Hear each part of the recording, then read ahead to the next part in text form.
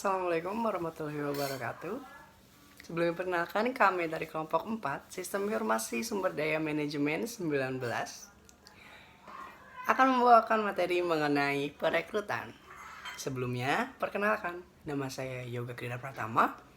Saya di sini tidak sendiri. Di sini saya bersama teman-teman saya yang terdiri dari 4 anggota dalam satu kelompok, yaitu saya sendiri, Yoga Krida Pratama, ada saudara Sarina, Abdul Aziz, dan Ilham Fahrezi. Untuk mempersingkat waktu, akan saya serahkan kepada teman-teman saya, kepada saudara Sarina, Abdul Aziz, dan Ilham Fahrezi. Saya persilahkan. Assalamualaikum warahmatullahi wabarakatuh. Perkenalkan, nama saya Sarina. Di sini saya akan menjelaskan tentang definisi perekrutan. Menurut Faustino Cardoso Gomez dalam kurung 1995, 105, rekrutmen merupakan proses mencari, menemukan, dan menarik para pelamar untuk dipekerjakan dalam dan oleh suatu organisasi. Rekrutmen merupakan proses komunikasi dua arah. Pelamar-pelamar menghendaki informasi yang akurat mengenai seperti apakah rasanya bekerja di dalam organisasi bersangkutan. Organisasi-organisasi sangat menginginkan informasi yang akurat tentang seperti apakah pelamar-pelamar tersebut jika kelak mereka diangkat sebagai pegawai. Kemudian ada tujuan perekrutan. Di sini ada 4 tujuannya. Yang pertama itu menyediakan sekumpulan calon tenaga kerja atau karyawan yang memenuhi syarat agar konsisten dengan strategi, wawasan, dan nilai perusahaan. Kedua, untuk membantu mengurangi kemungkinan keluarnya karyawan yang belum lama bekerja. Ketiga itu untuk mengkondisikan upaya perekrutan dengan program seleksi dan pelatihan. Keempat, untuk memenuhi tanggung jawab perusahaan dalam upaya menciptakan kesempatan kerja. Kemudian ada sumber perekrutan. Calon tenaga kerja yang akan direkrut dapat diambil dari internal organisasi maupun eksternal organisasi. Perekrutan tenaga kerja dari dalam biasanya dilakukan oleh organisasi atau perusahaan yang telah lama berjalan dan memiliki sistem karir yang baik. Perekrutan tenaga kerja dari dalam memiliki keuntungan, diantaranya adalah tidak mahal, promosi dari dalam dapat memelihara loyalitas dan dedikasi pegawai, dan tidak diperlukan masa adaptasi yang terlalu lama karena sudah terbiasa dengan suasana yang ada.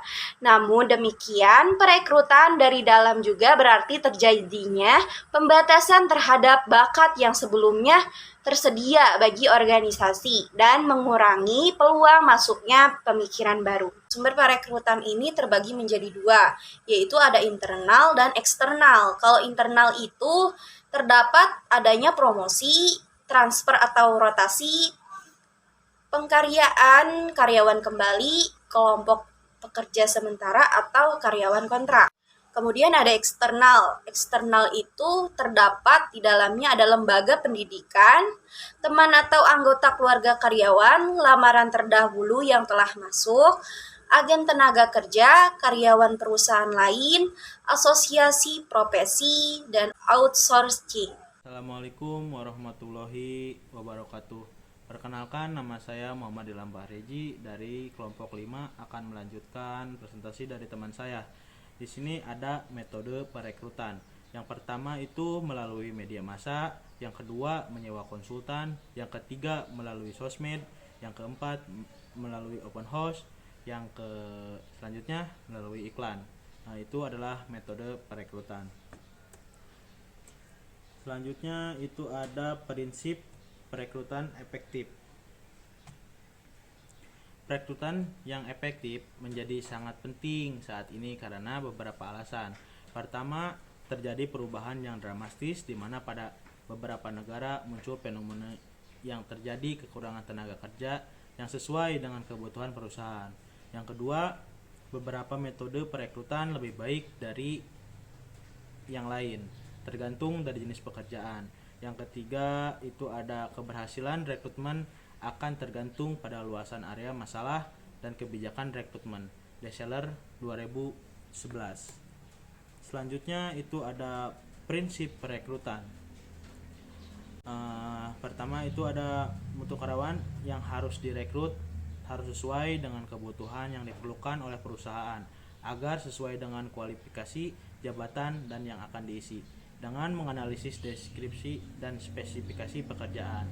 Selanjutnya biaya yang diperlukan minimal, terus pertimbangan hukum, terus jumlah karyawan yang diperlukan harus sesuai dengan pekerjaan yang tersedia. Untuk mendapatkan hal tersebut perlu didirikan peramalan kebutuhan tenaga kerja dan analisis terhadap kebutuhan tenaga kerja. Selanjutnya memiliki perencanaan dan keputusan-keputusan strategi tentang perekrutan. Yang terakhir itu fleksibilitas. Itu adalah prinsip-prinsip perekrutan. Selanjutnya itu ada faktor perekrutan efektif. Sering terjadi pada suatu informasi lowongan kerja tidak banyak pelamar yang berminat untuk mengajukan lamarannya. Oleh karenanya, perusahaan yang harus peka terhadap kendala-kendala yang efektif. Faktor-faktor yang lazim ditemukan dalam rekrutmen ialah karakteristik organisasional. Hal ini mempengaruhi desain dan implementasi sistem rekrutmen yang dijalankan perusahaan. Misalnya, organisasi yang sentralistik lebih suka melakukan model rekrutmen berdasarkan kedekatan kronisme, atau perusahaan yang memiliki pola promosi dan mutasi yang efektif akan lebih suka melakukan pola rekrutmen dari luar perusahaan. Selanjutnya ada citra organisasi. Banyak pelamar yang enggan melamar di suatu perusahaan tertentu yang memiliki citra negatif. Sebaliknya, pelamar akan berbondong-bondong mengajukan aplikasi ke perusahaan-perusahaan yang memiliki citra positif, baik dari aspek kesejahteraan karyawan maupun keunggulan dalam bidang usahanya. Mungkin sekian presentasi dari kami, kurang lebihnya mohon maaf. Akan dilanjut oleh saudara Abdul Aziz. Assalamualaikum warahmatullahi wabarakatuh. Di sini saya akan mempresentasikan lanjutan dari Muhammad Ilham Parehji dari kelompok 5. Yang pertama, faktor perekrutan efektif. Kebijakan organisasi menjadi acuan bagi manajer untuk mengambil keputusan mengenai rekrutmen.